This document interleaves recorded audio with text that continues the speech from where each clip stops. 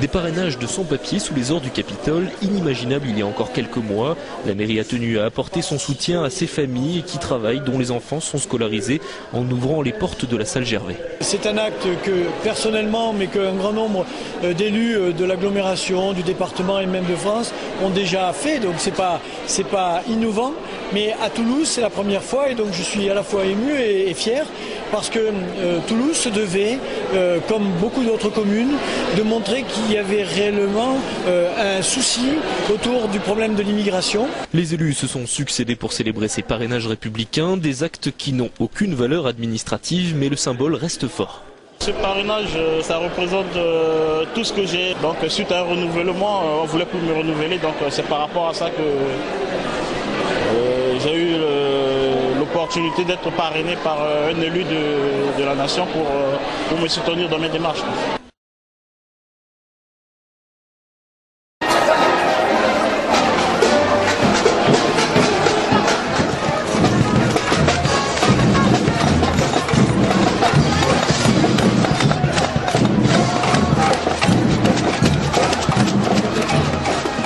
Vous avez toutes sortes de manifestations avec les enfants dans les écoles, à la maison de quartier, au centre social, dans la rue, au théâtre. Vous voyez, le sport, enfin il y en a pour tout le quartier, tout type d'activité.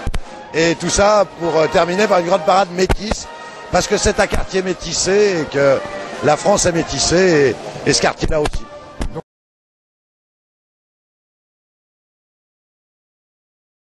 Alors la question de Yoël, qui nous vient du Maroc. Alors je voudrais savoir quels sont les conseils pour pouvoir prévenir les mariages mixtes, puisque nous sommes en âge de nous sommes bientôt en âge de nous marier, donc on aimerait bénéficier de vos conseils. Voilà, au Maroc, ça se fait relativement bien que il y a aussi il y a en tout cas une fréquentation avec le monde non juif indigène de l'endroit. Il y a un problème avec les juifs marocains et autres juifs sfarades nord-africains, c'est quand ils arrivent en France.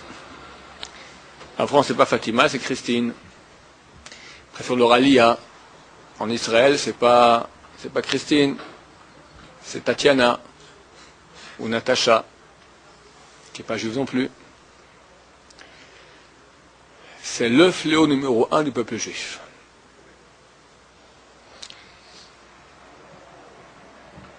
Depuis la Shoah, donc la Shoah, le peuple juif a perdu 6 millions de juifs dans des conditions terribles.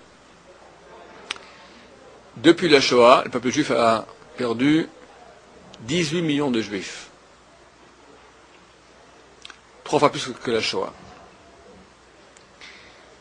Dans la Shoah, c'est un gaz terrible, cyclone B, qui tue le corps. Et ceux de nos frères donc, qui sont morts dans la Shoah sont à Kiddush Hashem, en sanctification du nom de Dieu, et leur âme part à l'endroit le plus haut qu'il puisse y avoir dans la divinité. Il n'y a pas plus haut. Le SR a compris ça, et a sorti le système D, les femmes. Christine. D'abord, souvent, elle est blonde. Les pieds noirs, quand ils voient du blond, ils commencent à disjoncter. Ensuite, elle ouvre un bouton, ou 2 boutons. Hello. Remarquez que c'est dur à avoir une... Je parle avec une fille, elle peut pas... Elle peut arrêter. Je veux dernièrement, même chez moi, une dame, elle peut pas s'arrêter. Je suis un rave quand même. 100 fois en une demi-heure. Vous comprenez, c'est féminin. 18 millions de juifs sont tombés dans le panneau. Du gaz, du parfum de Christine. Le parfum qui est sorti dernièrement, comment il s'appelle? Il y a un parfum qui est sorti dernièrement, quelques années, je ne l'ai plus. Poison. De qui? Coco Chanel. Dior. Voilà.